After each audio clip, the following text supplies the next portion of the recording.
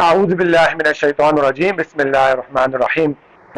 Dear student, बचपन से ही हमें ये बताया जाता है कि ये जो क्लास के टॉपर्स होते हैं ये 10 घंटे, 12 घंटे, 14 घंटे, 16 घंटे पढ़ते हैं और ये किताबी कीड़े होते हैं और यही क्लास में टॉप करते हैं। तो किसी हद तक इस बात को सच मान लेते हैं और स्कूल लेवल पर चले इस बात को हम सच मान लेते हैं कि वाकई ही वो जो टॉपर्स होते हैं वो किताबी कीड़े ही होते हैं।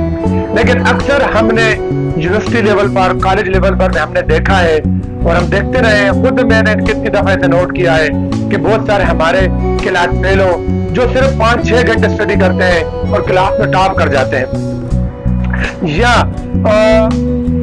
सिर्फ क्लास को अटेंड करते हैं और वो अच्छी परसेंटेज लेकर अपना एग्जाम पास कर जाते हैं। तो आज इस वीडियो में हम ऐसे 5 प्रिंसिपल को डिस्कस करेंगे कि जिस पर को यूज करके, जिस पर आप अमल करके आप स्मार्टली एफिशिएंट स्टडी कर सकते हैं और आप जस्ट थोड़े से टाइम में प्रिपरेशन करके, थोड़ा सा टाइम देकर आप अपने एग्जाम में अच्छे मार्क्स ले सकते हैं। तो आइए चलते हैं और देखते हैं कि वो 5 प्रिंसिपल कौन से हैं। जी बेटा, तो अपना जो फर्स्ट प्रिंसिपल है वो है ओडिसियस मेथड, यानी ओडिसियस स्ट्रेटजी।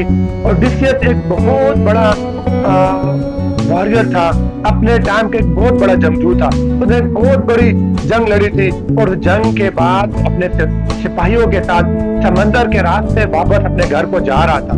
तो उसने सुना हुआ था कि समंदर के रास्ते में एक बीच में कहीं एक आइसलैंड आता है और उस समय से कुछ आवाजें आती है।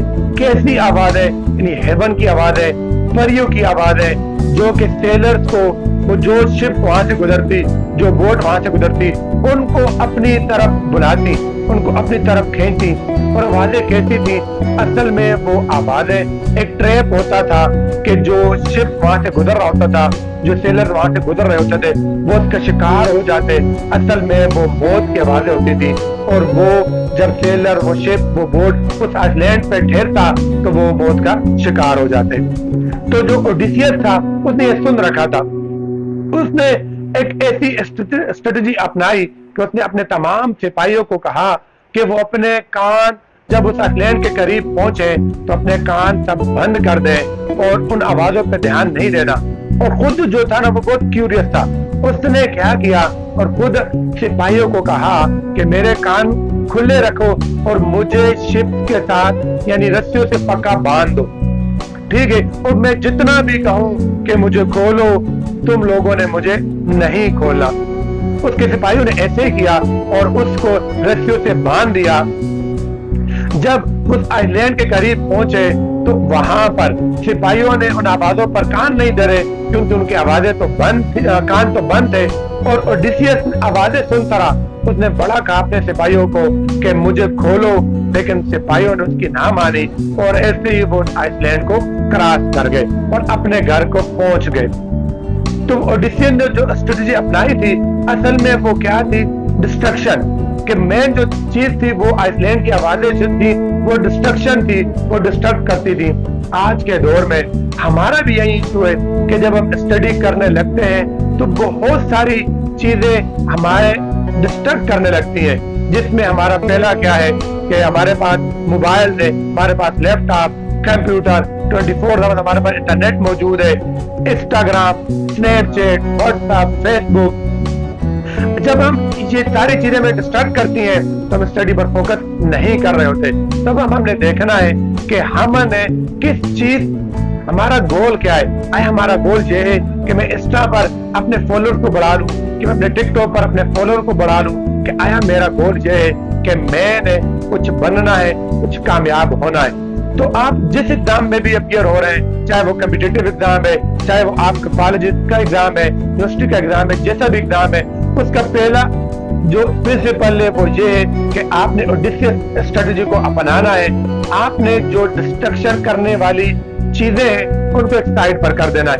अपने मोबाइल को पावर ऑफ कर देना है, अपने मोबाइल को दूसरे रूम में रख देना है कि जितनी चीजें आपको डिस्टर्ब करती हैं इनको हटाकर आपने सिर्फ अपनी स्टडी पर फोकस करना है। तो इस तरीके से आप जो है अपने गोल को पा सकते हो, अपनी मंजिल को हासिल कर सकते हो, ठीक है?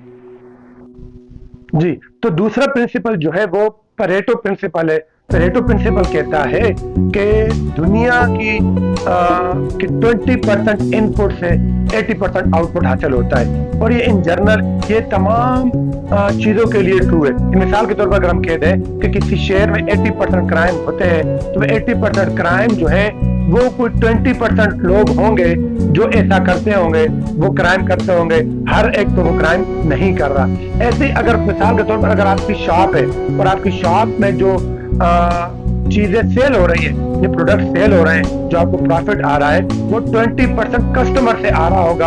यानी हर एक बंदा तो आपके पास नहीं आ रहा, यानी उनमें से 20% लोग जो होंगे वो कस्टमर को खींच के ला रहे होंगे। ऐसे ही मिसाल के तौर पर और एग्जांपल लें कि जैसे अगर कॉलेज में, यूनिवर्सिटी में आपको कोई प्रोजेक्ट मिल गया है और ग्रुप स्टडी पर आपको कोई प्रोजेक्ट मिला हुआ है, अब उस प्रोजेक्ट पर काम करने वाला कोई एक दो का होता है, दोस्त ही जो सारा प्रोजेक्ट बना रहा होता है और साथ शामिल सब हो रहे होते हैं। तो ऐसे ही अब इस परेटो मेथड को हम अपनी स्टडी में कैसे लागू कर सकते हैं, कैसे लागू कर सकते हैं कि अब देखें अब आपने करना क्या है। अब ये तो हो नहीं सकता कि बुक का हर एक टॉपिक जो है वो एग्जाम में शामिल हो, ऐसा किधर पॉसिबल है। तो आपने क्या करना है कि आपने एक दफा सारी बुक्स को सरसरी तौर पर उसकी स्टडी कर लेनी है, उसको सरसरी तौर पर देख लेना है। फिर उसके बाद आपकी जो फाइनल एग्जाम की तैयारी है ना, उसमें आपने देखना है कि जो पिछले पास्ट पेपर में जो क्वेश्चन आए हैं,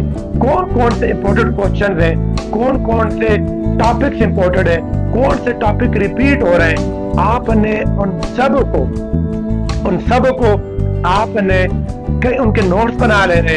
अगर आप नोट्स बनाने में भी थक रहे हैं तो आपके क्लास का जो टॉपर होगा, जो किताबी कीड़ा होगा, आप उसने नोट्स बनाए होंगे, आप उससे नोट्स उठाएं, उससे किसी तरह से नोट्स लें और आप उन नोट्स में वो जो मेन टॉपिक है जो हर साल रिपीट हो रहे हैं, आप उनको अच्छे से तैयार करें, तो आप एग्जाम में अच्छे मार्क्स ले सकते हैं। तो ये हमारा था सेकंड प्रिंसिपल परेटो मेथड, जिसके मुताबिक आपने जस्ट इंपोर्टेंट टॉपिक्स को तैयार करना है जो पिछले 5 ईयर जो पास्ट पेपर है उनमें रिपीट हो रहा है।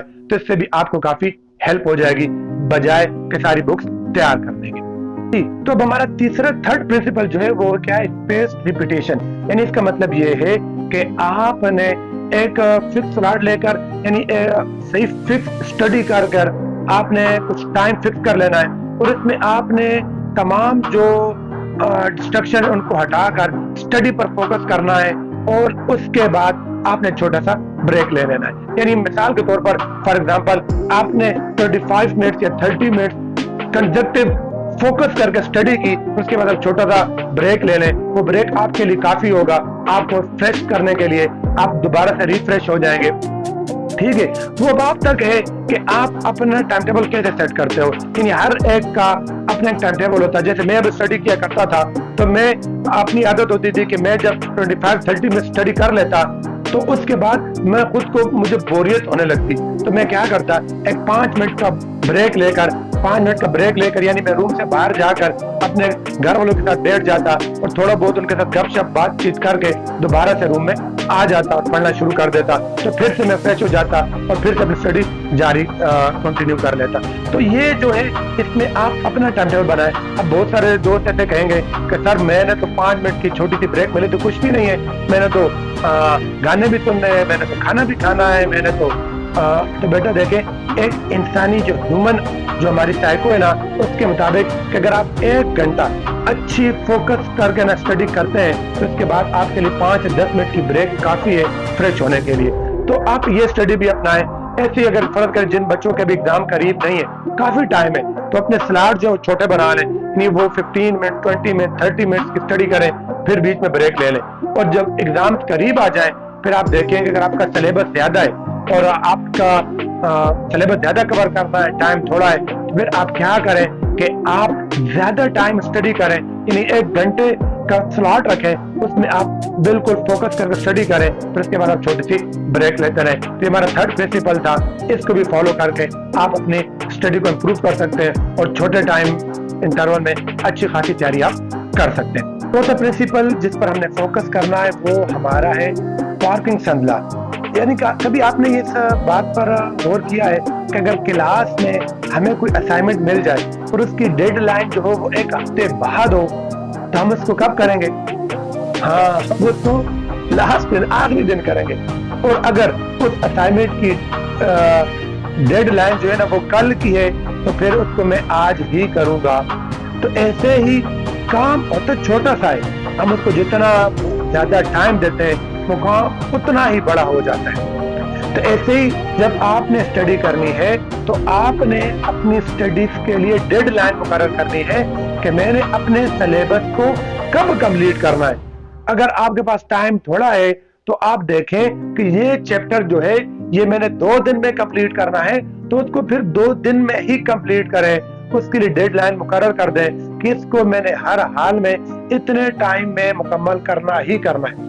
हमारी मिस्टेक्स क्या होती है कि हम क्या सोचते हैं, हम कहते हैं कल से शुरू करूंगा, कल से शुरू करूंगा, और इसी कल कल कल के चक्कर में हमारा एग्जाम हमारे सर पर आ चुका होता है और हमारी स्टडी कोई नहीं हुई होती। एक तो बार ये मिस्टेक होती है। दूसरा, हमने कोई डेडलाइन मुकर्रर नहीं की होती, हमने कोई प्लानिंग मुकर्रर नहीं की होती।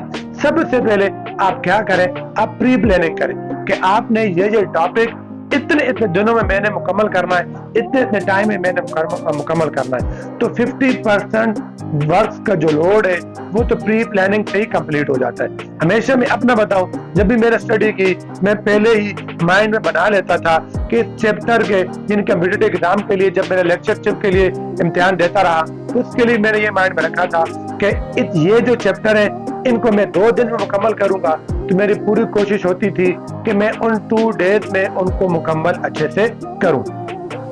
तो अब आपने स्टडी से पहले प्री प्लानिंग करनी है और अपने स्टडीज के लिए डेडलाइन मुकर्रर करनी है, कितने टाइम में मैंने इतना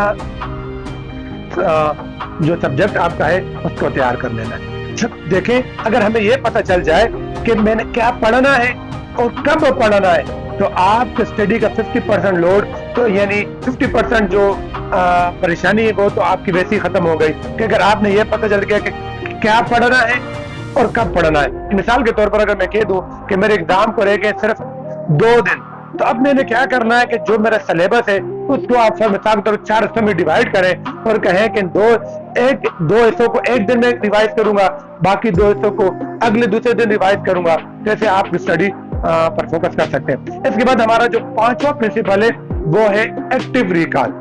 इन एक्टिव रिकॉल के मुताबिक आपने जो टॉपिक है पहले आपने उसको अच्छे से समझना है, फिर उसको नोट करना है। हमारी गलती क्या होती है कि हमें जब टीचर वो पढ़ा रहे होते हैं हम उसको नोट करते जा रहे होते हैं, घर आते हैं उसका रट्टा लगाने की कोशिश कर रहे होते हैं। ये नहीं कहते कि उसको पहले अच्छे से समझ जाए तो उस टॉपिक में है क्या, ये जो मैं क्वेश्चन सॉल्व कर रहा हूँ इसमें क्या है, ये किस बारे में।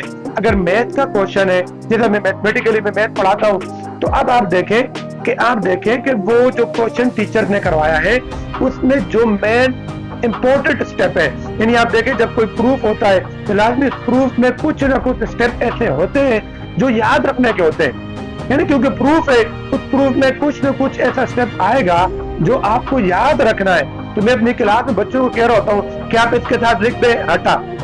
क्यों कि जब आपकी नजर उस पर पड़ेगी ना तो आप उसको थोड़ा गौर से देखोगे, तो आप उसको देखोगे हाँ ये स्टेप इंपॉर्टेंट है, या रट्टे की जगह उसके साथ लिख दो इंपॉर्टेंट स्टेप रेड पेन के साथ, यानी रेड इंक के साथ लिख दो कि जब आप पढ़े तो आपको वो स्टेप अच्छे से माइंड में रहे। तो ऐसे ही जब आप नोट्स बनाएं तो टॉपिक को अच्छे से समझकर उसमें जो मेन स्टेप्स हैं, जो मेन हेडिंग्स हैं, आप उनको अंडरलाइन करें, उनको हाईलाइट करें कि आपको वो अच्छे से ज़हन में बैठ जाए। जब आप उनको ना एक नजर दोबारा देखेंगे, उन पे सोचेंगे, तो वो शॉर्ट टर्म की मेमोरी से आपकी लॉन्ग टर्म की मेमोरी में वो कन्वर्ट हो जाएगा, यानी उधर पहुंच जाएगा, वो फिर काफी लंबे अरसे तक आपके माइंड में रहेगा। तो ये मेरे 5 प्रिंसिपल थे, इन पर फोकस कर आप एक स्मार्टली और एफिशिएंट स्टडी कर सकते हैं और कम टाइम पर आप ज्यादा सिलेबस कवर कर सकते हैं। तो अगर आपने 5 प्रिंसिपल पर फोकस करना है तो चलें फिर आप क्या करें, अब आपने वीडियो देख लिए तो वीडियो को बंद करें, मोबाइल को रखें और पहले जो आपका क्या नाम है हमारा प्रिंसिपल था उस पर आप फोकस करें, क्योंकि हो सकता है आपको किसी न किसी को कोई असाइनमेंट मिली होगी, कोई होमवर्क आपका रहता होगा, कुछ न कुछ आपका काम बाकी होगा, तो चले उसको कंप्लीट करें। तो उम्मीद है आपको वीडियो पसंद आई होगी। अल्लाह हाफिज़।